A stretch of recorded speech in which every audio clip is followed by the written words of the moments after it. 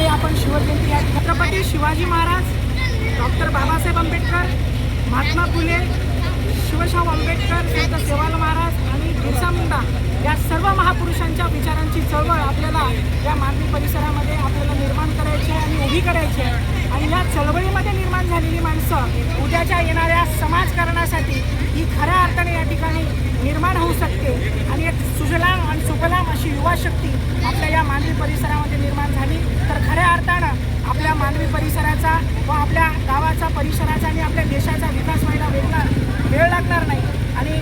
खऱ्या अर्थाने आज आपल्याला महापुरुषांच्या विचारांची गरज आहे आणि हे विचार जर आपल्यामध्ये नसेल तर आपण उद्याचा विकसित भारत जर आपल्याला घडवायचा असेल तर त्यासाठी छत्रपती शिवराय असतील अशी कितीतरी उदाहरणं आपल्या या राष्ट्रामध्ये होऊन गेलेले आहेत आणि त्यांचा आदर्श घेऊनच आपल्याला खऱ्या अर्थाने पुढे मार्गक्रमण करायचं आहे। खूप चांगल्या पद्धतीने या ठिकाणी शिवजयंती उत्सव समितीच्या वतीने या कार्यक्रमाची